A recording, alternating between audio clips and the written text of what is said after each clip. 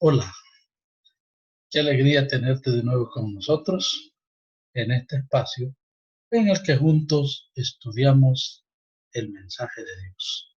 Así que bienvenido, prepárate con tu Biblia, con algo para tomar notas y en qué tomar notas, porque este es el espacio en el que abrimos la escritura y estudiamos la palabra de Dios. Párate entonces y nosotros también nos preparamos con nuestra presentación.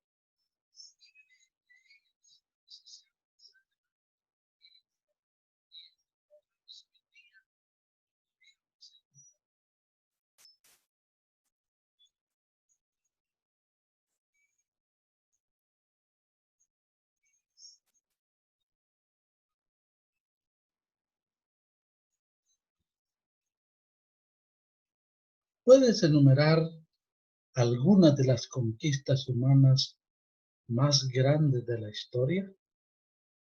Por ejemplo, la conquista del espacio sideral, el primer alunizaje, el ensamble de naves en la Estación Espacial Internacional, solo para mencionar algunos. Pues quiero decirte que hay ciertamente grandes conquistas en la historia. Hoy continuamos con la consideración de la unidad en la que hemos estado estudiando, Cristo en el Apocalipsis. Y estamos en la penúltima lección de esta serie. Hoy hablaremos acerca de la venida de Cristo en su segundo retorno a la tierra, especialmente su manifestación en gloria. La segunda venida de Cristo. Ese es nuestro tema.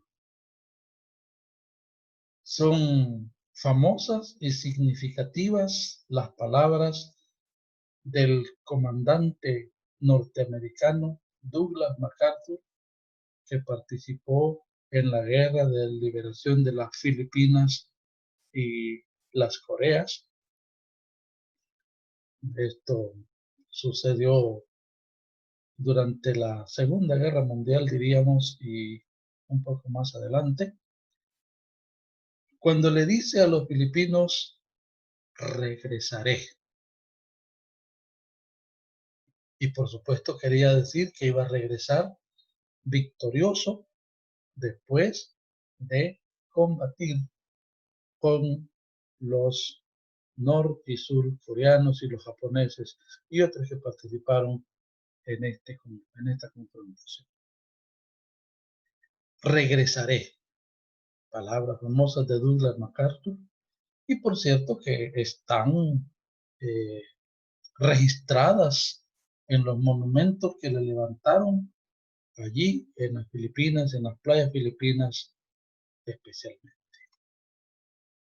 La lección de hoy nos enfoca hacia el hecho de que quisiéramos lograr esta competencia, que en tu corazón se desarrolle esa actitud de alabar a Dios por la seguridad de victoria y mantenerte fiel y obediente a Jesucristo a pesar de las circunstancias difíciles de la vida. La segunda venida de Cristo es un tema muy, pero muy significativo en las Sagradas Escrituras, especialmente en el Nuevo Testamento, pero también en el Antiguo Testamento. El regreso triunfal de Cristo es el primer punto que consideraremos hoy en el estudio de la segunda venida de Cristo. Comencemos por señalar que la segunda venida de Cristo tiene dos etapas. La primera etapa se registra en la primera carta a los tesalonicenses, capítulo 4, versículos 14 al 18, en donde el apóstol Pablo le escribe a los hermanos en la ciudad de Tesalónica y les dice estas palabras. Por lo cual les decimos esto en palabra del Señor, que nosotros que vivimos, que habremos quedado hasta la venida del Señor, no precederemos a los que durmieron. Porque el Señor mismo con voz de mando, con voz de arcángel y con trompeta de Dios, descenderá del cielo, y los muertos en Cristo resucitarán primero. Luego nosotros los que vivimos, los que hayamos quedado, seremos arrebatados juntamente con ellos en las nubes para recibir al Señor en el aire, y así estaremos siempre con el Señor. Por tanto, aliéntense los unos a los otros con estas palabras. Jesucristo, en su segundo retorno a la tierra, viene en primer lugar a recoger a su iglesia, a sus escogidos. Esto, por supuesto, es motivo de discusión y de debate entre los estudiosos de los eventos del final, la escatología, porque algunos piensan que la traslación de la iglesia se va a verificar al mismo tiempo que Cristo venga en la nube para reinar en la tierra.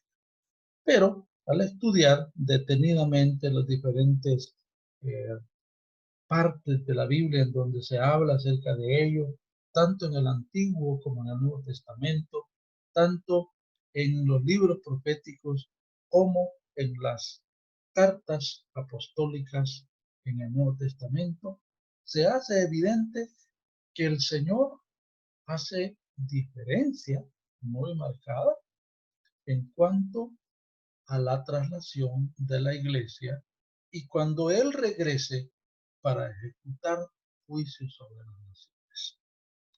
Este pasaje nos dice, nos reitera la verdad que Jesús, como el comandante MacArthur, prometió volver.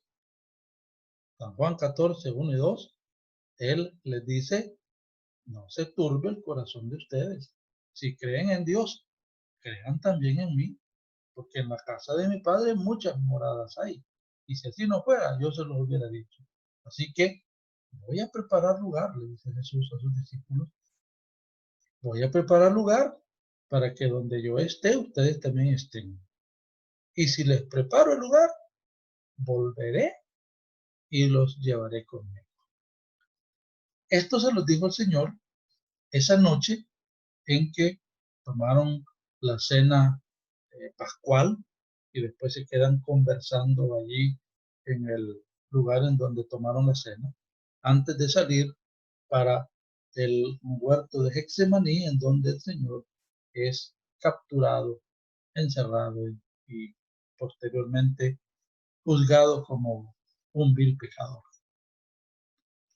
Cuando el Señor, después de haber resucitado, se aparece a sus discípulos durante 40 días, nos cuenta la Biblia que Él reúne a sus discípulos, no solamente a los 12 apóstoles, pero como a 500 personas, y entonces lo lleva al Monte de los Olivos y allí lo ven ascender a los cielos. Hechos capítulo 11, capítulo 1, versículo 11, nos cuenta este relato, que ellos están viendo que Él va ascendiendo, ascendiendo, ascendiendo, ascendiendo, hasta que una nube, dice, lo ocultó de sus ojos. Y entonces, de repente, junto a ellos aparecen dos personajes, aparecen dos hombres con vestiduras blancas que les dicen: gente de Galilea, ¿qué están mirando al cielo? Este mismo Jesús que ustedes han visto ir al cielo, así como lo han visto ir, así regresará otra vez. En Apocalipsis capítulo 4 se representa este evento de la traslación de la iglesia de la tierra hacia la esfera celestial con el ascenso de Juan al cielo, cuando oye una voz, capítulo 4, versículos del 1 al 3, que le dice: sube acá y te mostraré las cosas que han de acontecer después de estas.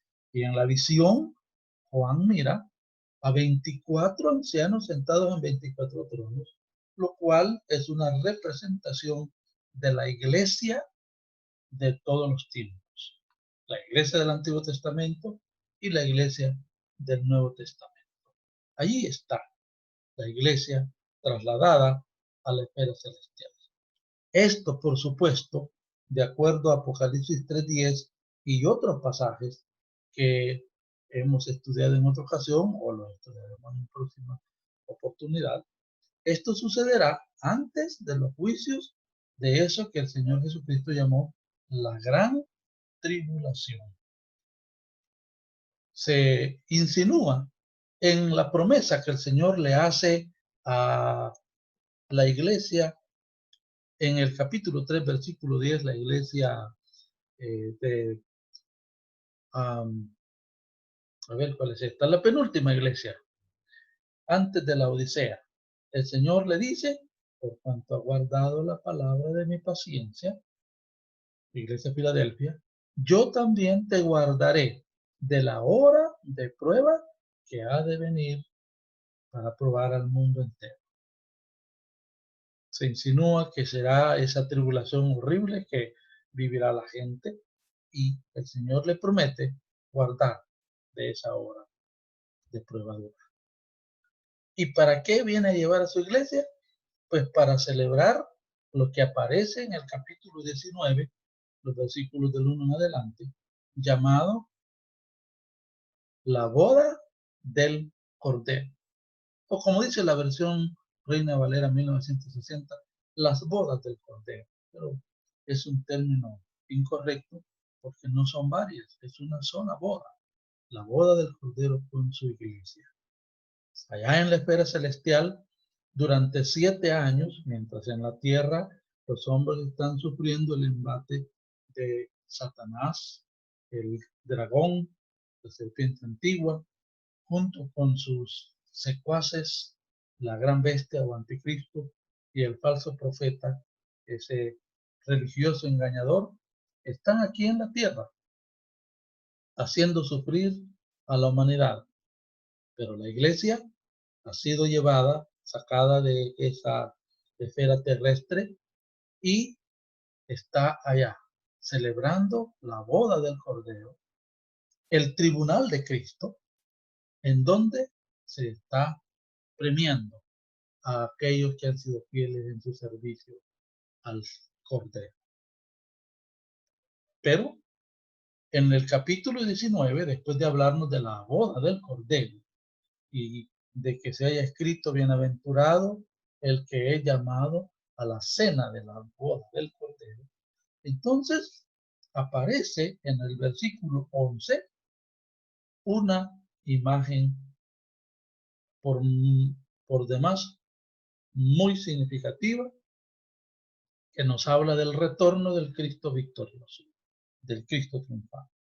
Vi el cielo abierto, y aquí, dice Juan, un caballo blanco, y el que lo montaba se llamaba Fiel y Verdadero, y con justicia él juzga y hace guerra, juzga y pelea. Sus ojos son como llamas de fuego. En su cabeza tiene muchas diademas, y tiene un nombre escrito que nadie conoce sino él mismo. Está vestido de una vestidura teñida en sangre, y su nombre es llamado el Verbo o la palabra de Dios. Obviamente, esta es la culminación de la lucha entre Dios y Satanás, aunque no totalmente, porque más adelante habrá otra batalla en la que Satanás, de igual manera, sale a engañar a las naciones, conocida como la guerra de Gog y Magog. Pero en esta era presente, es lo que le da culminación a la lucha entre Dios y Satanás. El jinete que aquí vemos contrasta con otro jinete que aparece en Apocalipsis 6, cuando el Cordero comienza a romper los sellos, y al romper el primer sello, se ve que sale un jinete, que está montado en un caballo blanco, que lleva una corona, que lleva un arco, aunque no nos dice que lleva flechas, y que salió venciendo y para vencer. Una representación de lo que va a suceder en la gran tribulación, en la primera etapa de la gran tribulación, cuando el anticristo vendrá a reinar sobre la tierra, venciendo y para vencer, porque vencerá a todos los que se lo pongan, menos un grupo de israelitas que aparecen en la escena celestial. Pues bien, este está sentado en caballo blanco. También lleva muchas diademas, es decir, muchas coronas. Además, tiene ciertos identificadores. Se llama fiel y verdadero. Y con justicia juzga y pelea. Juzga y hace guerra. Lo que sigue a continuación, que nos da aquí Juan, la descripción que nos da a continuación, es precisamente algo parecido a lo que en el capítulo 1 nos ha descrito de la imagen del personaje del Cristo que se le revela a Juan en la isla de Patmos. Así que es fácil identificarlo por los títulos que tiene también. Juan le llama a él fiel y verdadero. También tiene muchas diademas, tiene un nombre escrito y está vestido de una vestidura teñida en sangre y se le llama, así como Juan le llama en el Evangelio, el verbo, la palabra de Dios. Es interesante. ¿Por qué? Porque no es difícil identificar de quién está hablando el apóstol Juan el teólogo. Además, este que viene en caballo blanco juzga con justicia y su pelea también es con justicia. Por la justicia y con la justicia él pelea. Así que es fácil darnos cuenta de quién se trata. En el versículo 14 nos presenta a los ejércitos que lo acompañan. Los ejércitos en el cielo, dice Apocalipsis 19:14, lo seguían en caballos blancos, vestidos de lino fino, blanco y limpio, blanco y resplandeciente. Es curioso que estos ejércitos estén vestidos de una manera que no es la más adecuada para ir a la guerra. Normalmente los ejércitos van vestidos con sus corazas, con sus trajes para la batalla. Pero estos no, están vestidos de lino limpio. Esto hace alusión a lo que el Señor le dice en Apocalipsis 3:4 a la iglesia de Sardis, que el que venza andará con él en vestiduras blancas. Y en el capítulo 19, versículo 8, se nos afirma que la vestidura de la iglesia, de la novia del Cordero, de la esposa del Cordero, es una vestidura de lino fino, blanco y resplandeciente. Así que es fácil entonces identificar quiénes son los que lo siguen, con la única característica de que sus atuendos, su vestidura, no es como para ir a la guerra. Así que lo que encontramos aquí es que solo son compañía del jinete del caballo blanco.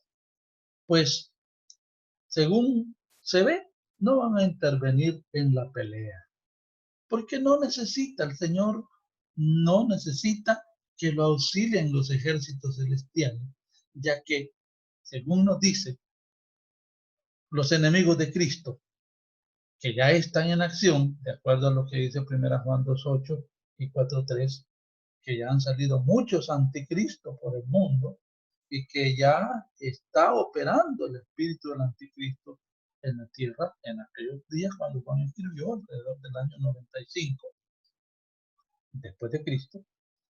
Ya no digamos hoy, cuando se han manifestado tantos anticristos y tantos que se han hecho llamar a sí mismos el Cristo.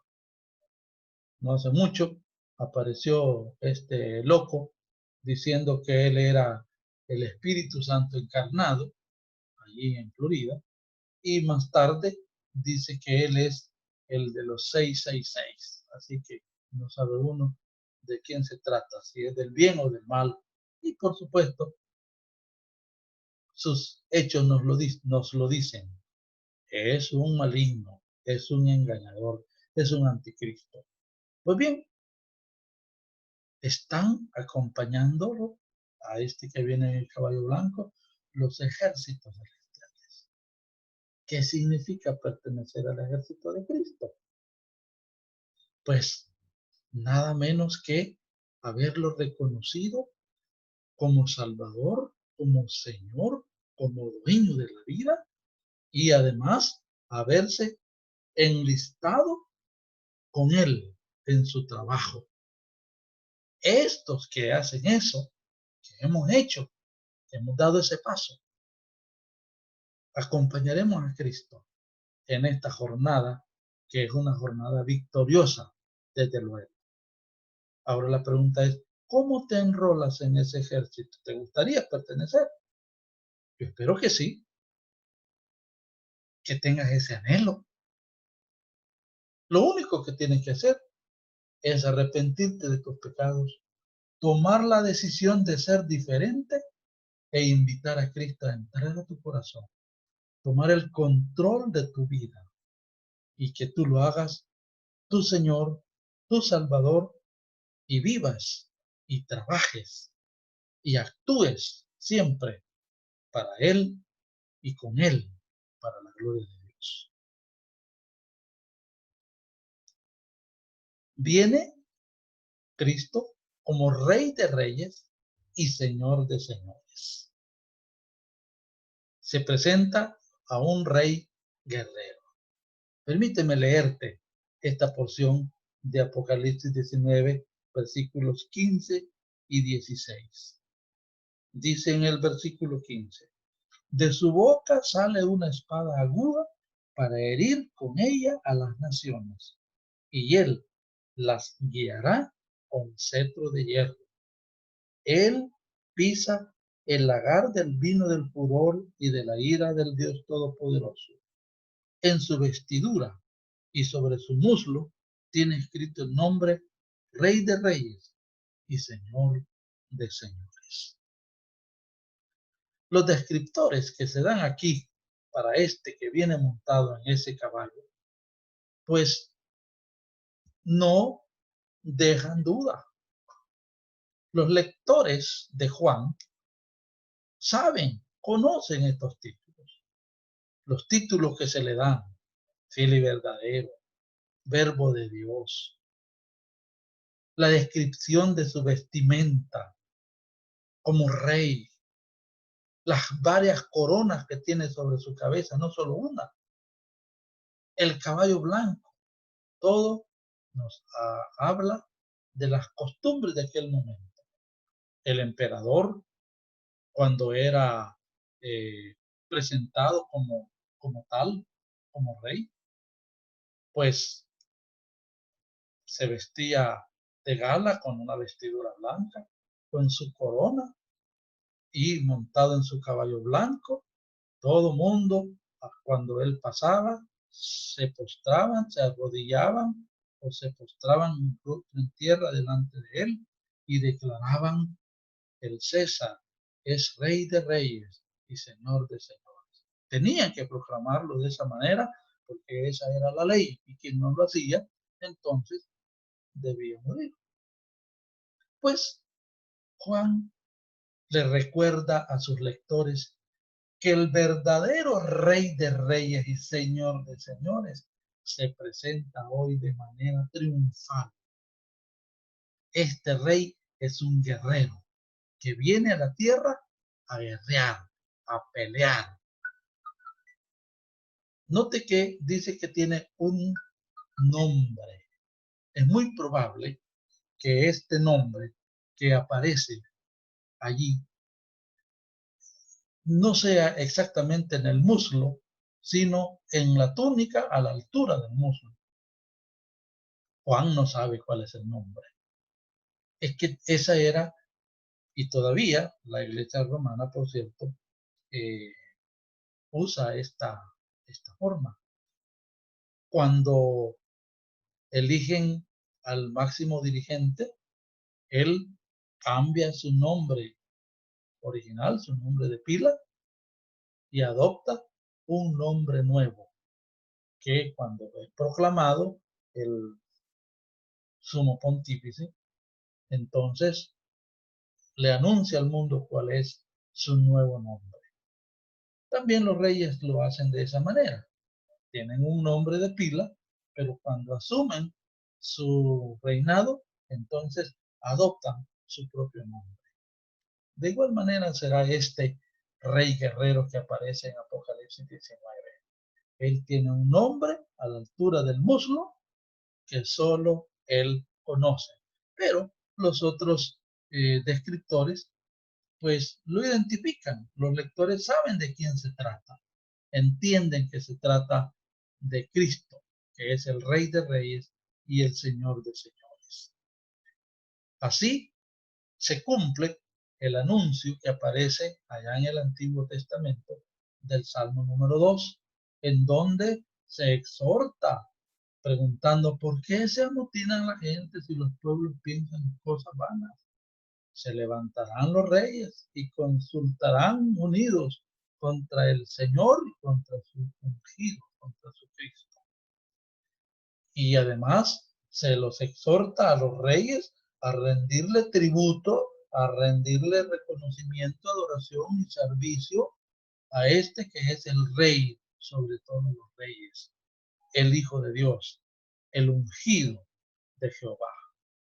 La principal arma que este guerrero usa es la espada de dos filos que sale de su boca. Y como nos dice más adelante, lo vamos a mirar más adelante, en otras partes de la Biblia se señala que el Señor no tiene necesidad de intervenir mucho y pelear mucho. Con la espada de dos filos que sale de su boca, es decir, la palabra de su boca, y con el resplandor de su venida, solo eso es suficiente para derrotar a sus adversarios, a sus enemigos. Vemos los versículos 17 y 18 que contienen un llamado a la batalla. Esta proclama la hace un ángel.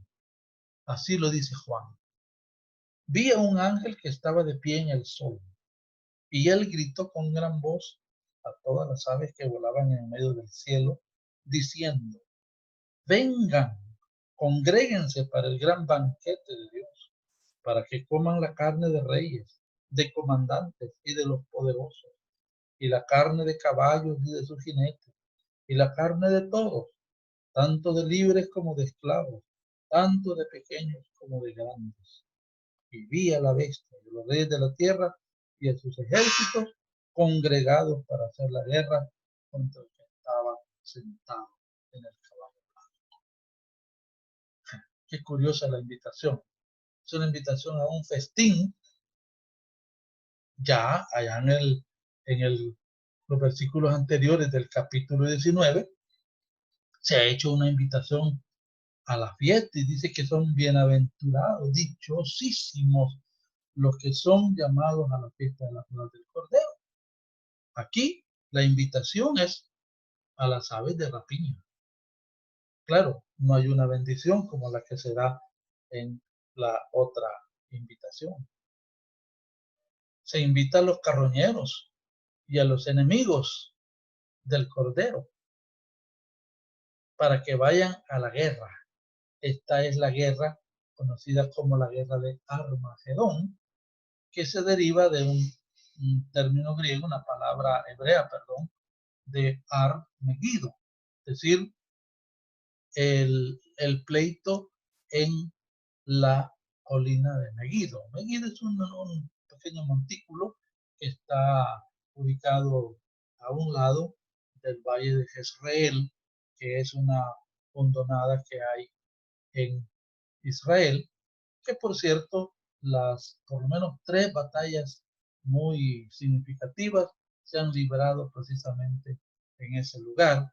Allí, inclusive, cuando leemos el libro de los reyes, encontramos que hubo un pleito entre los egipcios y los israelitas, y allí hirieron a un rey a quien así se lo profetizó un hombre de Dios.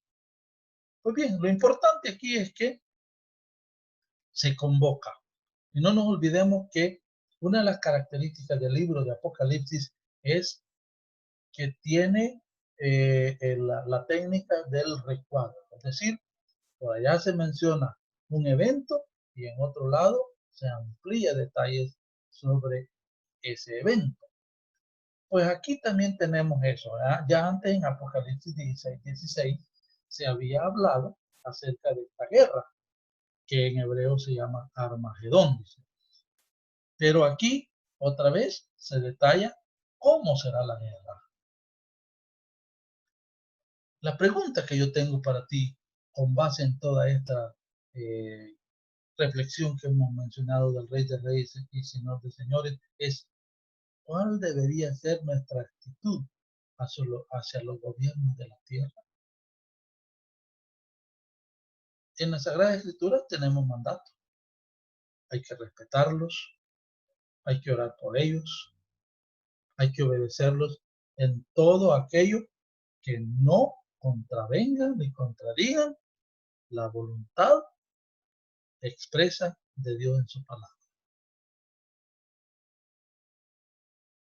Y la otra pregunta, ¿cómo afecta tu vida la palabra de Cristo? Yo quiero recordarte que el arma, mejor dicho, el arma más poderosa que en este momento el Señor ejecuta es su palabra. Si la Biblia nos dice que por la palabra del Señor existen los cielos y la tierra.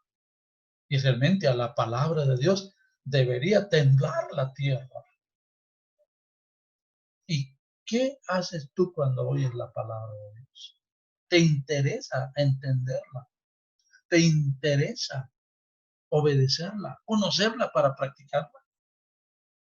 ¿O es algo que está allí ignorada sencillamente? Tú tienes la respuesta.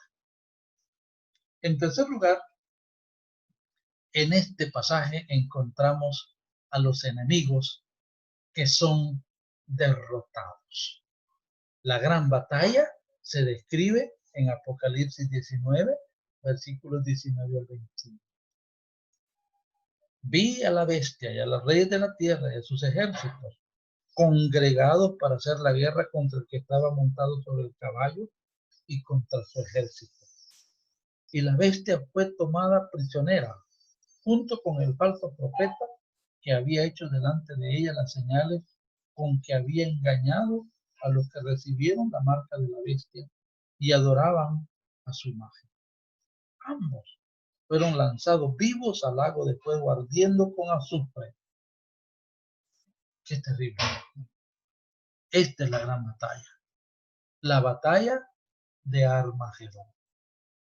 Los líderes que aparecen oponiéndose a Cristo aquí son el dragón, una representación de Satanás, una representación simbólica, la bestia, una representación del anticristo y todo su sistema de gobierno, y el falso profeta, nombre que se le da a ese religioso que sirve como instrumento, como medio para apoyar a la bestia y que hace milagros aparentemente por el poder del dragón, por supuesto.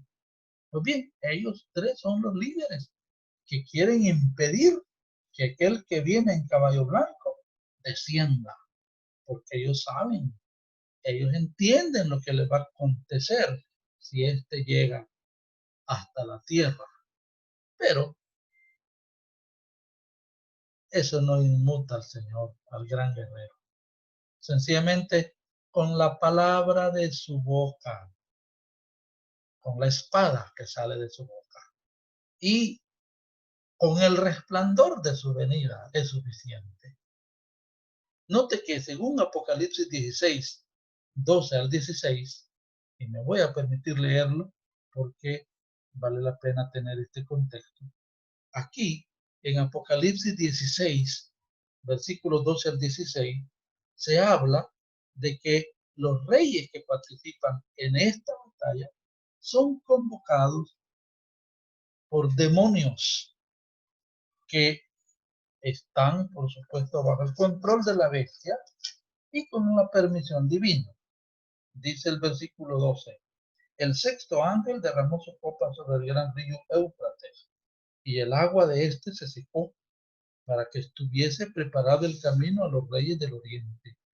Y vi salir de la boca del dragón y de la boca de la bestia y de la boca del falso profeta tres espíritus inmundos a manera de ranas, pues son espíritus de demonios que hacen señales y van a los reyes de la tierra en todo el mundo para reunirlos a la batalla de aquel gran día del Dios Todopoderoso. He aquí, yo vengo como ladrón. Bienaventurado el que vela y guarda sus ropas para que no ande desnudo y vean su vergüenza. Y los reunió en el lugar que en hebreo se llama Armagedón. ¿Ves cómo allá en el capítulo 16 se nos dan anuncio de esta batalla? Pero aquí en el 19 se nos dan todos los detalles de cómo va a suceder. La bestia y el falso profeta son capturados y lanzados, dice claramente la palabra, vivos al lago de fuego. Por eso hay que saber que la bestia y el falso profeta no son sistemas impersonales. Son dos personas que tienen tras sí a todo un sistema, por supuesto, político, económico, en el caso de la bestia, y religioso, en el caso del falso profeta. Y ahora reciben su merecido, son lanzados al lago de fuego. Y los ejércitos son destruidos con el resplandor de la gloria del Señor, según nos dice 2 Tesalonicenses capítulo 2. No necesita mucho. Por eso los ejércitos que lo acompañan no vienen preparados con armaduras ni con espadas. Vienen vestidos de lino fino porque solo vienen acompañando a este guerrero victorioso que desciende y destruye sus ejércitos, que son, por supuesto, miles de miles. Y note, hoy la profecía se está cumpliendo porque ese país que hace unos años no era muy significativo en la historia mundial, está cobrando importancia. Se llama China. Y en la profecía bíblica, este país juega un papel importante en el cumplimiento del tiempo del fin. ¿Qué sucede con el dragón?